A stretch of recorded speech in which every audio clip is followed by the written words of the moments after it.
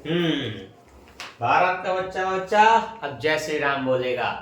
BCom second year के प्यारे बच्चों, स्वागत है आप सभी का एसडीएम सर की क्लास में। मैं हूं आपका शंकर सर, जो आपको आज बताएंगे बीकॉम सेकेंड ईयर में व्यवसाय प्रबंधन के सिद्धांत के इंपॉर्टेंट क्वेश्चन, जो कि आप सभी के यूनिवर्सिटी में 2024 में पूछे जाएंगे।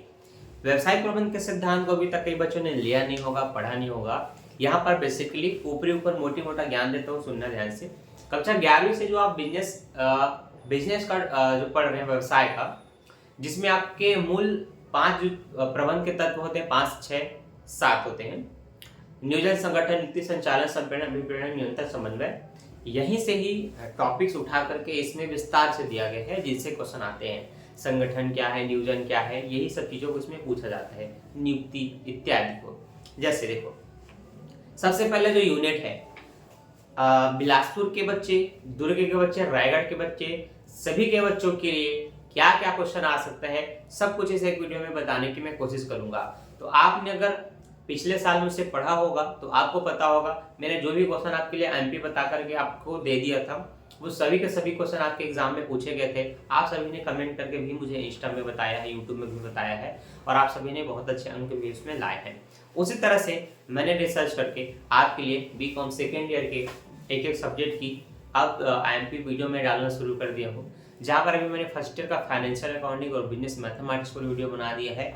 अब ये सेकेंड ईयर पर एक वीडियो बन चुकी है, दूसरा वीडियो जहाँ पर मैं व्यवसाय प्रबंधन का सिद्धांत को बता रहा हूँ। मैं प्रॉपर एक एक अलग यूनिवर्सिटी के लिए भी वीडियो अपलोड करते जा रहा हूँ। अभी मैं इसमें बिलासपुर, रायपुर, सरगुजा, रायगढ़, दुर्ग, जहाँ जहाँ से बच्चे मुझे देखते हैं उन सभी के लिए मैं बनाने की कोशिश कर रहा हूँ। तो सबसे पहले आप देखेंगे यूनिट 1 में व्यवसाय प्रबंधन के सिद्धांत, प्रिंसिपल ऑफ बिजनेस मैनेजमेंट। यहाँ पर लगभग 12 क्वेश्चन हैं। इन 12 क्वेश्चन में से कोई 2 आपको दर्शन होंगे आपके एग्जाम में, और हर साल कोई 2 ही क्वेश्चन आते हैं। तो अभी मैं ये भी बताऊंगा कि गत वर्षों में बिलासपुर यूनिवर्सिटी ने क्या पूछ लिया है, आने वाले समय में क्या पूछा जा सकता है, और क्या क्या इसके अंदर इंपॉर्टेंट है। तो सबसे पहला जो इंपॉर्टेंट क्वेश्चन है वो इसमें यह है कि प्रबंध की अवधारणा को समझाइए। प्रबंध है क्या, प्रबंध की अवधारणा को बताइए।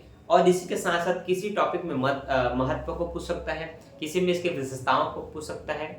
तो डिपेंड करता है आपकी यूनिवर्सिटी किस क्वेश्चन को उसके साथ जोड़ना चाहती है, क्योंकि इसमें हर एक टॉपिक में उसका आशय, विशेषता, लक्षण, गुण, दोष, लाभ, महत्व सब होता है, लेकिन सबको एक साथ नहीं पूछा जाता।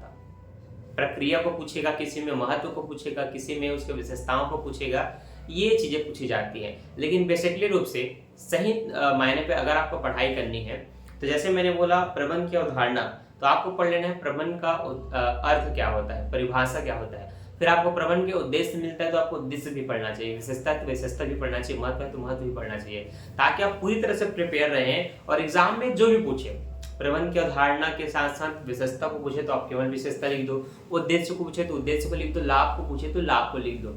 लेकिन पढ़ना ये पूरा तीनों को कंप्लीट है, तभी ये कहलाता है कि आपने एक टॉपिक को अच्छे से कवर किया। ये नहीं कि मैंने बोल दिया प्रबंध की अवधारणा और लाभ को पढ़ लीजिए और आप उसी को पढ़े हैं और एग्जाम में विशेषता पूछ दिया, अब आप बैठे वहां माथे पर हाथ रख के कि सर ने क्या बताया था और क्या पूछ दिया। तो ये गलती ना हो, ये दिक्कत ना हो, अटकना ना पड़े, इसलिए मैं कंफर्म बताता हूँ, सही ज्ञान देता हूँ, ताकि सभी के सभी बच्चे अच्छे नंबर से पास हो।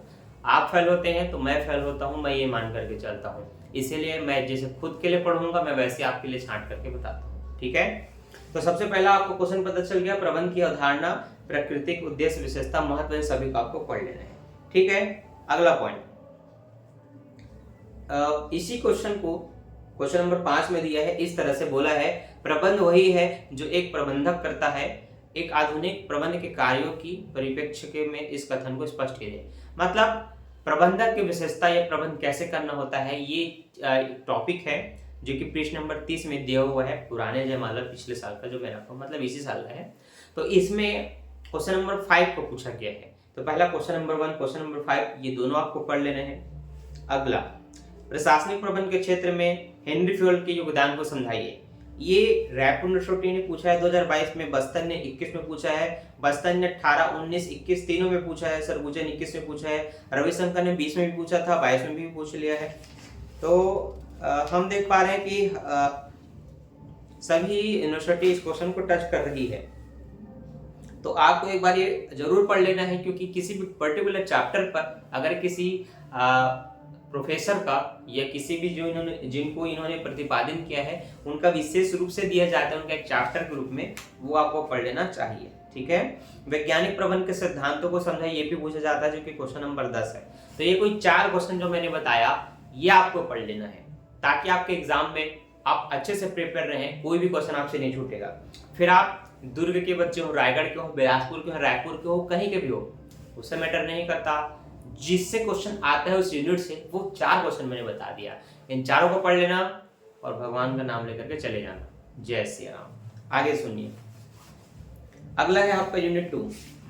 यूनिट 2 में है नियोजन का चैप्टर, नियोजन निर्णय। तो नियोजन क्या होता है, नियोजन कैसे करते हैं, नियोजन की तकनीक, नियोजन में गलती कहाँ हो जाती है, उद्देश्य क्या है, लाभ क्या है, महत्व क्या है, ये सभी आपको कंप्लीट पढ़ लेना है। अब मैं बता रहा हूँ क्वेश्चन, नियोजन किसे कहते हैं, उसके उद्देश्य और महत्व को समझाइए, दोनों को एक साथ पूछा है, ये आपको पढ़ लेना है। वैसे मैं पढ़ना को मैं सभी टॉपिक को बोल रहा हूँ कि नियोजन का अर्थ क्या होता है, उद्देश्य क्या है, विशेषता क्या है, लाभ क्या है, सब पढ़ो। पूछेगा किसी 1-2 टॉपिक को, जो कि आपने पहला क्वेश्चन को सुन लिया। ठीक है। अगला क्वेश्चन सुनिए, नियोजन प्रक्रिया से आप क्या समझते हैं, इसके प्रमुख पगों की विवेचना कीजिए। अब ऐसे शब्द को इस्तेमाल किया जाएगा जिससे आप ये क्लियर नहीं कर पाएंगे कि वो क्या पूछना चाह रहे हैं, विशेषता, कदम, लाभ, दोष, क्या पूछना चाह रहे हैं। तो इन क्वेश्चनों को पढ़ो, इस क्वेश्चन में जाओ, पृष्ठ नंबर 53 के बाद ये सब दिया हुआ है, तो इन सभी को देखो, सीखो। तो पहला मतलब क्वेश्चन नंबर 13-14 ये आपको पढ़ लेना है। क्वेश्चन नंबर 16, निर्णय क्या है, निर्णय लेने की तकनीकों का विस्तार से वर्णन कीजिए। नियोजन एक तकनीक होती है, निर्णय लेना भी एक तकनीक होता है, कि इस तकनीक के तहत लिया जाता है, इसके एक एक तत्वों को, एक एक पदों को आपको पढ़ना पड़ता है। तो क्वेश्चन नंबर 16 आपके लिए इंपॉर्टेंट है। अपवाद द्वारा प्रबंध या रणनीति या व्यूह रचना को आप क्या समझते हैं, ये दोनों ही क्वेश्चन पूछे जाते हैं। अब अलग अलग यूनिवर्सिटी में अलग अलग प्रकार के पूछ सकती है। और एक और क्वेश्चन है, उद्देश्यों द्वारा प्रबंध की विवेचना कीजिए। तो क्वेश्चन नंबर 13-14 में से कोई एक भी अगर आप पढ़ लेते हैं तो फिर आपको 16, 18 और इधर 19 और 21 को देखना पड़ेगा, क्योंकि छोटे छोटे शब्दों के कारण हर एक क्वेश्चन अपने आप से अलग हो जाता है। लेकिन अगर मैं 5 क्वेश्चन बताता हूं तो आप ये मान के चलिए कि इस चैप्टर में अगर आप 5 अलग अलग चीज पढ़ते हैं, विशेषता, उद्देश्य, लाभ, महत्व, तो मैं कहता हूं कुछ पॉइंट सब में कॉमन मिलेगा, 4 से 5 पॉइंट सब में रहेगा। अपने आप अपने मन से समझ करके, अंडरस्टैंडिंग करके आप कुछ भी उसके बारे में, मतलब विशेषता पूछे तब भी 5 पॉइंट पे लिख सकते हो, उद्देश्य पूछे तब भी उसी 5 पॉइंट पे लिख सकते हो। एक बार पढ़ना जरूर। और इसका ऑडियो लेक्चर भी जल्द से जल्द उपलब्ध हो जाएगा चैनल पे, जिसको सुन करके आप नियोजन क्या है, उद्देश्य क्या है, कदम क्या है, महत्व क्या है, सब कुछ सुन सकते हैं और याद कर सकते हैं डिटेल से। वैसे मैं एक एक ऑडियो लेक्चर इस चैनल पे अपलोड करते जा रहा हूँ, अगर आपने अब तक नहीं देखा तो क्या कर रहे हो, डिस्क्रिप्शन में जाओ, चेक करो और देखो। ठीक है, चलो सुनो अगला यूनिट 3।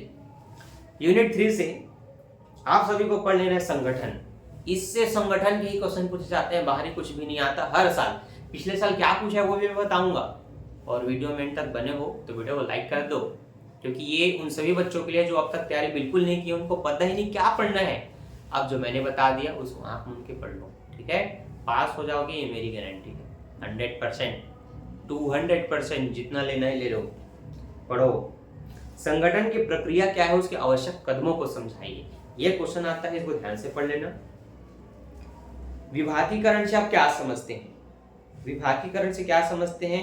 बिलासपुर, रायपुर, दुर्ग, बस्तर सभी ने पूछा है इसको, सरगुजा भी ने पूछा है, 17, 22 सब में पूछा है ना। और संगठन रचना, तो जो रैखिक संगठन होता है ना, या रेखा कर्मचारी संगठन की आलोचना कीजिए। संगठनात्मक रचना व ढांचा को समझाइए। क्वेश्चन नंबर 27-28 जो है इनको पूछा जाता है। औपचारिक अनौपचारिक संगठन को परिभाषित कीजिए। तो यहाँ से आपका, मैं कहता हूँ लगभग आपको इसमें 5 क्वेश्चन पढ़ना पड़ेगा। एक है संगठन की प्रक्रिया या आवश्यक कदम को समझाइए। विभागीय संगठन, केंद्रीकरण की परिभाषा या अधिकार के केंद्रीकरण और विकेंद्रीकरण से आप क्या समझते हैं? रेखा तथा कर्मचारी संगठन, इस पर भी ऑडियो लेक्चर डालूंगा। लेकिन हाँ, ये जो मैंने 5-6 क्वेश्चन बताया मैं फिर से बता देता हूँ। संगठन की रचना, केंद्रीकरण, विकेंद्रीकरण और विभागीय संगठन और ये अपना नॉर्मल संगठन की अवधारणा, प्रकृति, महत्व। इन टॉपिक्स क्वेश्चन को पढ़ लो, आपका एक भी क्वेश्चन नहीं छूटने वाला है, ठीक है, लिख करके रख लो। आगे सुनो ध्यान से। अगले है आपका यूनिट 4, मेलास्को की अभिप्रेरणा सिद्धांत को समझाइए। यहाँ पर अभिप्रेरणा से संबंधित क्वेश्चन आता है। मैं कहूँगा ये पूरे टॉपिक में सबसे इजी होता है। अभिप्रेरणा मतलब किसी को प्रेरित करना किसी काम को करने के लिए। जैसे मैं आपको पढ़ने के लिए प्रेरित करूंगा, मोटिवेशनल दूंगा, आपको एमपी क्वेश्चन बताऊंगा, मैं बताऊंगा कि अगर आपने ये टॉपिक पढ़ लिया तो आपके 15 नंबर कंफर्म है। आपको मैंने मोटिवेशनल दिया, आप पढ़ना शुरू कर दिए, वही होता है अभिप्रेरणा। अभिप्रेरणा के दो रूप होते हैं, धनात्मक और ऋणात्मक। अगर मुझे आपसे काम करवाना है तो मैं आपको कुछ प्रलोभन दे सकता हूँ, या ऋणात्मक का मतलब ये हो गया मैं आपको डरा धमका सकता हूँ। जैसे मैंने कहा ये 10 क्वेश्चन 10 दिन के अंदर याद होना चाहिए, याद हो गया तो बहुत अच्छी बात है, आपको इनाम मिलेगा। और अगर आपने याद नहीं किया तो मुर्गा भी बनवा दूंगा, 10 स्केल भी मारूंगा, घुटने भी टेकवाऊंगा। लगातार आप 10 दिन तक घुटने टेके रहोगे क्लास में। अगर ऐसे मैंने पनिशमेंट दे दी तो उस डर में बच्चे पढ़ाई करेंगे। तो किसी न किसी तरीके से मैं आपको अभिप्रेरित कर रहा हूँ उस काम को करने के लिए। ये होता है अभिप्रेरणा। तो अभिप्रेरणा के महत्व बताइए, प्रकार बताइए, तकनीक कैसे अभिप्रेरित करते हैं, ये सब कुछ बहुत ही सरल टॉपिक है। इन तीनों को पढ़िए, इनमें से एक क्वेश्चन आपके पास जरूर आएगा। आगे मैं पढ़ता हूँ इसी का अगला इम्पोर्टेंट नेतृत्व की शैली कैसी होनी चाहिए, है ना। अभिप्रेरणा या नेतृत्व जो कर रहे हैं उसकी शैली कैसी होनी चाहिए, ये आपका क्वेश्चन नंबर 37 है, ये आपको पढ़ लेना है। और व्यावसायिक संप्रेषण की बाधाएं, भाई आप अगर महत्व पढ़ रहे हैं तो उसमें कुछ बाधा भी तो आ सकती है, इस बाधा को दूर कैसे करेंगे, है ना। और एक अच्छी संदेश वाहन अभिप्रेरणा के क्या गुण हो सकते हैं, क्वेश्चन नंबर 39 और 40, ये आपको दोनों और पढ़ लेना है। अब अगला जो मैं 4-5 क्वेश्चन बताऊंगा वो यूनिट 5 से रहेगा, सुनना। प्रबंधकीय नियंत्रण, नियंत्रण क्या होता है, नियंत्रण कैसे करते हैं, कितना महत्वपूर्ण है, ये टॉपिक आपको पढ़ लेना है, जिससे आपका एक क्वेश्चन बनता है। और इसी में है आपका वे कौन कौन सी शक्तियां हैं जो भविष्य में प्रबंध को प्रभावित करेंगी। मतलब प्रबंध को प्रभावित करने वाले तत्वों को समझाइए, ये पूछा जा रहा है अपने घुमा के शब्दों में। और ऐसे शब्दों को जरूर पढ़ना जो थोड़ा घुमा करके पूछा जाता है, क्योंकि एग्जाम में वही आता है, ठीक है, प्रॉपर एक क्वेश्चन को ना पूछ करके। तो बस इसमें अगर आप ये दो टॉपिक ही पढ़ लेते यूनिट 5 में तो आपका 15 नंबर यहाँ से कंफर्म हो जाता है। अब हाँ, एग्जाम में क्या पूछा गया था मैं ये भी आपको बताने वाला था, तो चलो देख लो। लेटेस्ट 2023 के एग्जाम में प्रबंध से आप क्या समझते हैं, जो मैंने आपको भी बोला था महत्व विशेषता सब पढ़िए। ये देखिए पहला क्वेश्चन, प्रबंध को आप क्या प्रबंध से आप क्या समझते हैं, इसका महत्व उद्देश्य बताए करके ये पूछा गया है, ठीक है, देख लिया आपने। ये है पहला क्वेश्चन। इसके अर्थों में क्रियात्मक प्रबंध के क्षेत्रों का वर्णन कीजिए बोल करके ये पूछा गया है, ठीक है। इसका दूसरा क्वेश्चन, नियोजन का मतलब होता है, मतलब नियोजन का अर्थ विशेषता सब बोला था, तो नियोजन के क्वेश्चन को पूछा गया इसमें।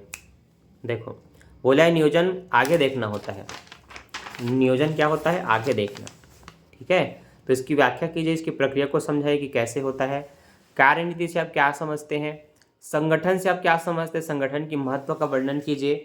और वही केंद्रीकरण भी मैंने बोला था ना, देखो केंद्रीकरण से पूछा है, उसके गुण दोष को समझाइए, ठीक है। लिटकर्ट प्रणाली का वर्णन, ये आपको पहला ही क्वेश्चन है, आप जिसको देखेंगे इस यूनिट 4 में। फिर अभिप्रेरणा से आप क्या समझते हैं, एक्स वाई को सिद्धांतों को समझाइए बोल दिया है।